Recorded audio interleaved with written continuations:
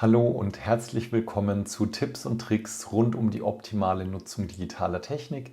Mein Name ist Arno Burger und heute geht es um Datenlisten in Excel.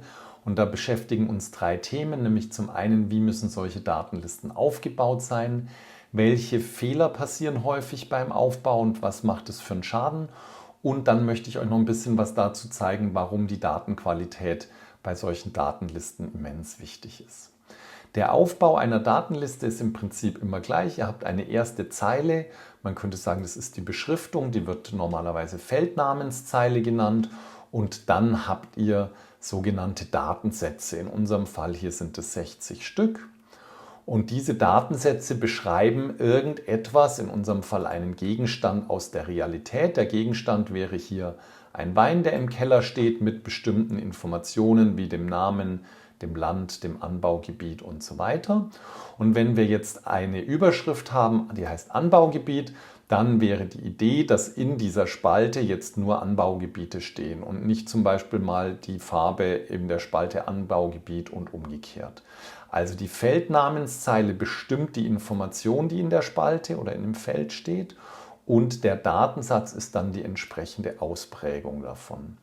Und das Ziel wäre jetzt vor allem, wenn ihr selber eingeben müsst, dass ihr möglichst alle Informationen aufnehmt, die notwendig sind für euch und die ihr auswerten wollt, aber nicht zu viele. Ja? Ich habe schon Datenlisten gesehen, da ist die Pflege so aufwendig, dass sie dann so schlecht gemacht wird, dass die Auswertung nicht mehr richtig funktioniert. Was kann jetzt schiefgehen bei dem Aufbau? Zum Beispiel sehe ich immer wieder Datenlisten, bei denen es eine Leerspalte gibt. Das heißt also, genau genommen habe ich jetzt zwei Teile und wenn ich jetzt in dem einen Teil was mache, sagen wir mal, ich sortiere mal hier nach der Farbe, dann seht ihr, ich kann da zwar sortieren, das geht auch ganz wunderbar, aber der rechte Teil wird nicht mitsortiert.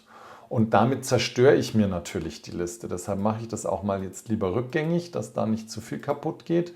Also eine Datenliste darf niemals eine Leerspalte haben und es sollte auch nicht hier rechts daneben noch irgendeine Zusatzinformation stehen. Der Schaden der Zusatzinformation rechts ist deutlich geringer als eine Leerspalte mitten innerhalb meiner Datenliste. Aber es ist auch nicht ideal. Und die Leerspalte ist schon dann keine Leerspalte mehr, wenn ich hier in der Feldnamenszeile eine Bezeichnung habe. Schon dann ist es nicht mehr eine Leerspalte. Wenn ich jetzt zum Beispiel eine Zelle auf der linken Seite aktiviere und den Filter aufrufe, dann seht ihr, er gilt jetzt für die ganze Liste. Wenn hingegen die Feldnamensbezeichnung in dieser leeren Spalte fehlt, dann bezieht es sich nur auf die linke. Also lasst einfach Leerspalten weg. Dasselbe gilt, nicht ganz so extrem, aber dasselbe gilt für Leerzeilen. Denn wenn ich jetzt im oberen Teil bin und ich will filtern, dann bezieht sich das nur auf den oberen Teil. Ihr seht, der untere wird nicht mitsortiert, sondern nur der obere. Und deshalb ist es sinnvoll, keine Leerzeilen zu haben. Und empfehlenswerterweise auch nicht, zum Beispiel wenn ihr jetzt hier die Roséweine zusammenrechnen wolltet, nicht hier noch eine Zeile einzufügen und dann hier hinten eine Summe dafür auszurechnen, sondern diese Summenberechnung, die solltet ihr mit einer anderen Funktion machen, weil eben jetzt eine Zeile hier entsteht, die kein Datensatz ist und damit später beim Sortieren und Filtern auch diverse Nachteile auftreten. Ich mache das mal als Beispiel. Ich sortiere jetzt mal hier nach der Farbe von A bis Z und dann ist die Berechnung plötzlich hier unten und bezieht sich auf diese drei Zellen. Und es sind zwar Weißweine, aber nicht alle Weißweine und damit macht die Berechnung schon gar keinen Sinn mehr.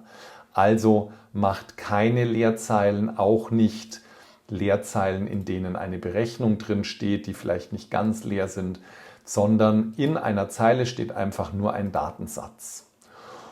Wenn ihr dann später solche Berechnungen machen wollt, dann macht das zum Beispiel über die Teilergebnisse. Hier könnt ihr ganz wunderbar auch Zwischenberechnungen machen, zum Beispiel für die Roséweine,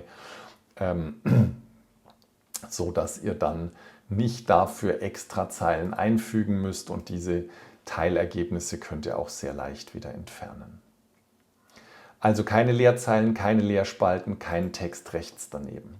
Was ich auch häufig sehe, ist, dass oberhalb der Datenliste noch Zeilen eingefügt werden und hier oben was dabei steht.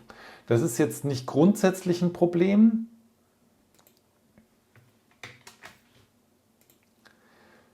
Es ist nur dann ein Problem, wenn es direkt angrenzt an meine Datenliste. Weil wenn ich jetzt zum Beispiel hier den Filter aufrufe, dann seht ihr, der Filter entsteht hier oben statt an meiner Feldnamenszeile. Das heißt, wenn ihr Text oberhalb dazu macht, der vielleicht da auch ganz sinnvoll und hilfreich ist, dann lasst eine Leerzeile dazwischen. Das heißt, ihr habt jetzt die Datenliste hier unten, davor eine Leerzeile und darüber noch Informationen, die ihr für die Berechnung mitverwenden wollt.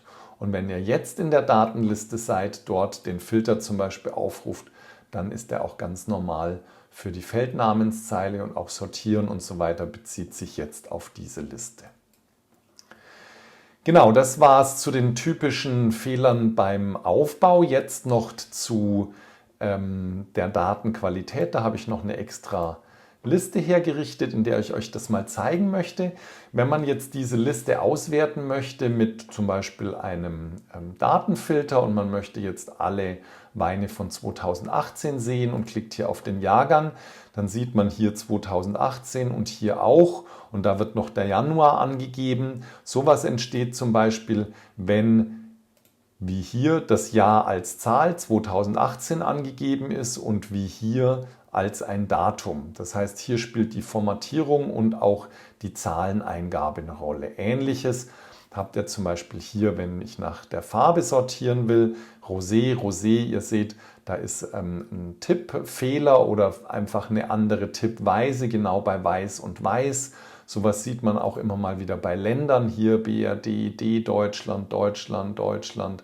Also all diese Dinge sind nicht sinnvoll, sondern es sollte für eine Information wie das Land Deutschland dann auch nur eine Form der Eingabe da sein. Was jetzt hier ein bisschen auffällt, ist bei dem Rot, dass da scheinbar ein Leerzeichen davor ist. Das sieht man hier, da ist ein Leerzeichen. Was man allerdings nicht so gut sieht, ist, dass es andere Zellen gibt, in denen die Leerzeichen dahinter sind. Und das macht jetzt hier beim Filter noch kein Problem. Ihr seht, Rot ist einfach nur ein Wert, nicht viele. Aber bei der Pivot-Auswertung, dort habe ich jetzt plötzlich verschiedene Rotwerte, die eigentlich ein Wert sein müssten. Und das liegt hier an den Leerzeichen, die danach noch drin sind. Also Rot ist Rot, besteht aus 3 Buchstaben, wird immer gleich geschrieben. Das ist auch ein typischer Fehler, der bei der Datenqualität auftritt. Und wir wollen uns dann später mal in einem anderen Video anschauen, wie ihr die Datenqualität, wenn die schlecht ist, wie ihr die verbessern könnt, beziehungsweise wie ihr schon bei der Eingabe dafür sorgen könnt, dass die Datenqualität sehr hoch ist.